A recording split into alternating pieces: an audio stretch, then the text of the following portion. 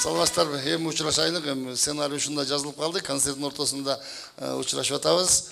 Жана тамашага бияка чыккан эжеке таарынбасын. Бул жөн эле тамаша катарында жазылган ушундай болуп калды. Мен ушу көрүүчүлөрдү дагы сахнага аралаштырып, алып чыгып ойнотоюн деген ой бар. Ошон үчүн ушундай сценарийлер жазылып атат. Өткөндөгү концертте дагы ошондой болгон, чыгып ойногонсуздар. Мына кийин да ошондой болот, Кудай буйрса. Кийинки айда дагы жаңы программаны азыр жазып даярдап койдук. Анда келип көрүп кетсеңиздер болот. Азыркы тынар тамаша кылган ырлар жөнүндө айткым келип атат. Чындап эле азыр биздин акындар жок калгандай, же обончулар бир чыкпай калгандай обондору. Эгерде туугандар чындап эле кыргыз колоритинин, музыкасын жоготуп алсак, аны кайра ордунап келүүгө мүмкүн эмес. Бул экспорт кылып келе турган нерсе эмес. Бул кан менен келген, кылымдардан бери айланып келген кыргыздын нукура музыкасы, колорити бүгүн жоголуп кетип бараткандай да. Ошон үчүн ушу сын болсо дагы ушул жерден айтайлык, мүмкүн обон жазып аткандар кишини ойлонор экен деген ойдо азыркыдай номерларды программага киргизип атам да.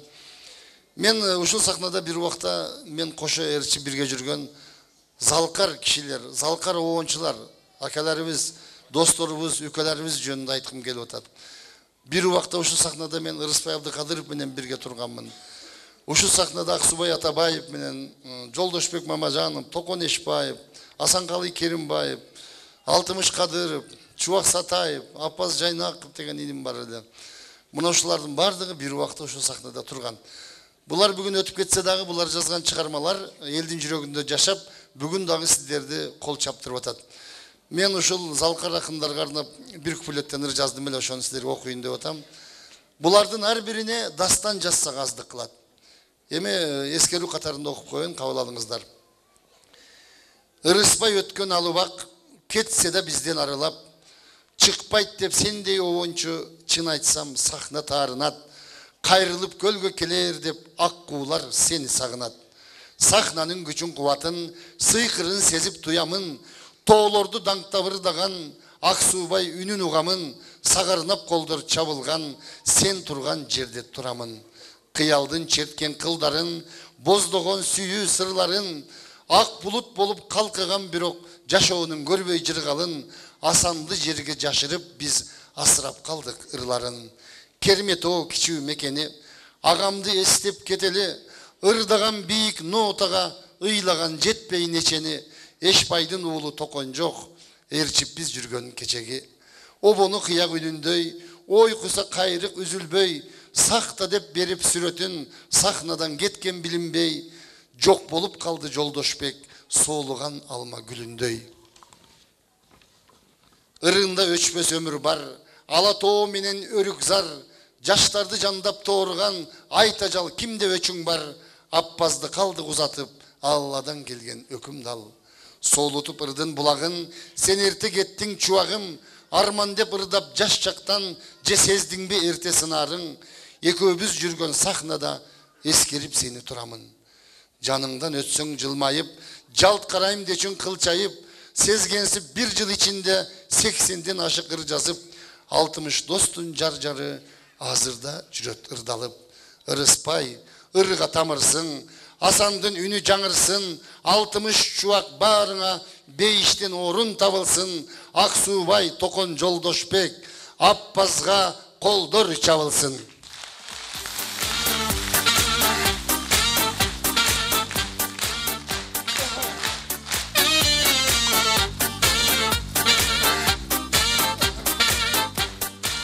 Рахмат. Рахмат. Мына ушул кол чабуулар улуу өткөн агаларыбызга, досторубузга, инилерибизге деп ойлойм.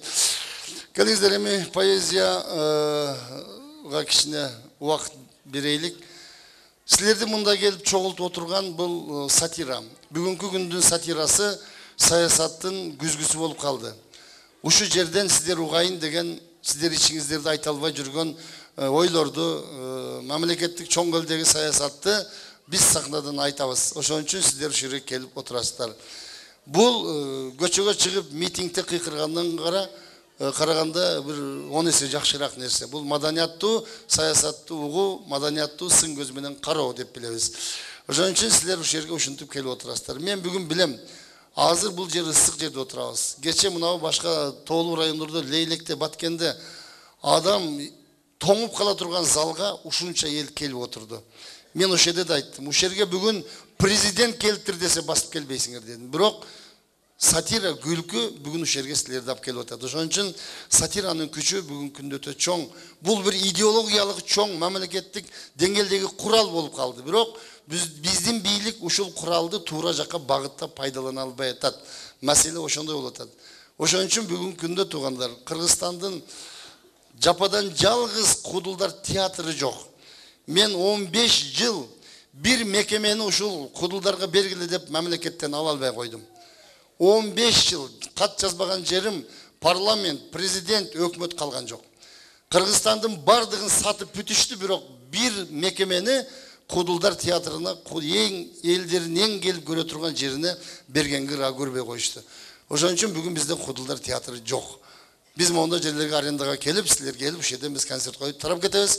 Эгерде бир ушундай мекеме болгондо, ошол жерде силер дайыма келе турган жер болсо, бул өтө бир жакшы нерсе болмок. Эми биздин депутаттардын, бийликтин сүйлөгөн сөзү маданиятсыз эл болбойт деп баштайт да. Анан маданият дайыма эң арканкы орунда турат. Мен муну ушул жерде 40 жыл жүргөн катары билем, киши катары. Эми алыбай алына жараша дейт, болгонуна макул боло берейлик дагы. Ушул жерде концертти берейлик. Биздин парламентте отурган депутаттарыбыз ушул жөнүндө кичине ойлонсо жакшы болот дейм. Бир мындай макал бар. Ууру түрмөдө отуруу керек деген бир кинодо Шарапов деген актер айтат го, вор должен сидеть в тюрьме дегенчи. Эми туура, бирок бизде бүгүн түрмөлөрүбүз жок. Нормальный түрмө жок. Ошон үчүн анча-мынча урлар азыр парламентте отуруп турсун, кийин ояка өткөзөбүз. Биз ушундай. Мен бир жерде отуруш керек да, аякта орун жок болгондон кийин. Мен айтып атам, айланайындар, силер ушул жерде отурганыңарда, колуңарда бийлик турганда, нормальный түрмө салдырып койгула. Эртең бүрсү күнү өзүңөр барып калышыңар мүмкүн ошол жака. Асты уже барып атат мына, кийин аркаласам барат булар дагы. Ну эгерде барбай калсаңар, бирөөгө арендага тапшырып коесуңар. Туура, баары бир акча табасыңар силер. Ошон үчүн ушул маселени бир карагыла деп суранып атам. Келиңиздер, эми биз айта беребиз.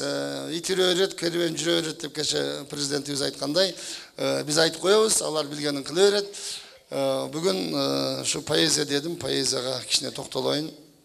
Мен жакында бир китебим чыгат, ошол китепке кирген бир чыгарманы силерге окуйун деп атам. Бул эгемендүүлүк 2 сап деген чыгарма, кабыл алып коюңуздар, өткөндөгү майрамга арнап кеч болсо да окуп коеюн.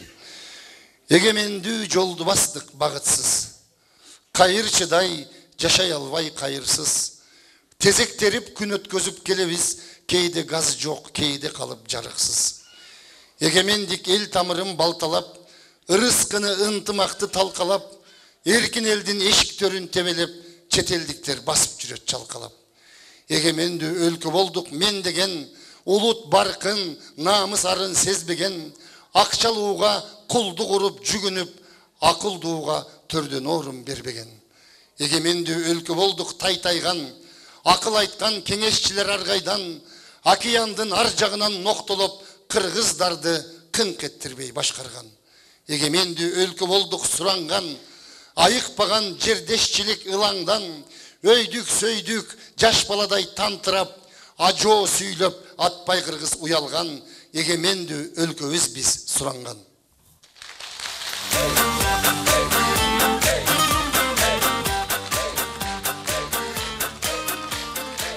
Рахмат. Рахмат. Жакында биз 6 миллиончу баланы көрдүк, 6 миллиончу кут болсун, биз эми 5,5 миллионбуз деп жүрөт элек, эми азыр 6 миллионбуз деп айтып калдык. Ошондон бери өсүп атабыз. Бирок менин оюмча биз 6 миллиондон көп болот элек, эгерде бир маселе болбогондо. Бүгүн Кудай Таала берген, Кудайдан буйрук болуп жаралган балдардын бардыгы эле төрөлүп аткан жок. Төрөлүп аткан жок. Мен Москвага концерт коюп барып, бир Жамиля деген гинеколог эже менен сүйлөшкөндө, 20 жылдын ичинде билбем мен канча миң баланы мен өзүм эле алып койдум, ушу колум менен деп айтты да, ушундай социалдык проблемабыз бүгүн бар. Ошон үчүн мен төрөлбөй калган баланын арманы деген ыр жаздым эле. Келиңиздер, ошону силерге окуп бергим келип атат. Төрөлбөй калган арман.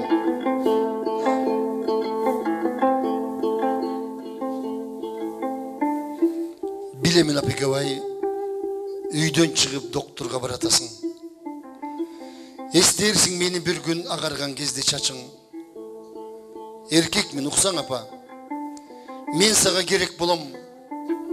Намыска туруп берип карасаң медет болом. Ырыскым Кудай берген, бар чыгар кыйнабаймын. Алдырбай түрүп алчы, апеке ыйлабаймын. Агам бар 5ке чыккан, мен ага ини болом. Атабыз башка билем, балаңдын бири болом. Жүрөгүң менен сүйлөш, ал деле кыйбай турат. Атасыз төрөбөйм деп, абийирин кыйнап турат. Жашоого 5 ай мени эмнеге жараттыңар? Тирүүлүк ыра көрбөй жүрөктү канаттыңар. Суранам Апекебай, кеч болуп кетелекте, бычактын муздак мийизи жүрөккө жетелекте. Орунсуз жаңылышкан оюңдан кайтып кетчи. Колуна шумажалдын таптырбай тартып кетчи. Жараткан бере албаган жардамды кимден күтөт? Чымындай чыркырап жан каңырык турат түтөп. Бычактын курчутулган үндөрүн угуп жатты. Курсакта жаткан бала ажалды туюп жатты. Буйруган мен өлүмгө апамды көргүм келет. Бир жолу кошемчегин эркелеп соргум келет. Мен деле балага окшоп төрөлүп көрсөм эмне? Оролуп ак кепинге адамча өлсөм эмне? Жан алчу бычак келди. Түйүлдү бала жаткан. Туш келди кесип кирди байкуштун аябастан. Күрөшүп жашоо үчүн кесилген тартып ичин кичине колу менен кармады бычак мийизин. Кып-кызыл гүлдөй болуп боелду балаканга. Жүрөктүн кагылышы угулуп андасанда, жатса да түйүлдүктө ажалга тик караган, абийирин сатпай турган айрылдык бир баладан. Ажалдын каткырыгы жүрөктү тилип кетти. Жашоонун ааламында бир жарык жылдыз өчтү. Күнөөсүз периштеге айланган бала кетти. Апага таарынычын айта албай ала кетти. Кош апа, төрөлө элек балаңды көрбөй калдың. Жаралып жарык көрбөй жок болуп өлгөн жаммын. Бейиштен чын жашоодон буйруса жолугабыз. Баары бир сиз апамсыз. Бар болуң, оорубаңыз. Төрөлбөй канча балдар бейкүнө шейит кетет. Эненин таман алдын эмнеге бейиштешет. Айласыз бул кадамга аялды эркек түрткөн. Балаңдын кереги жок дегенде жашоо бүткөн. Атанын сөзү ок деп айтылган бир макал бар. Балдарды Кудай берет. Сактайлы биз адамдар.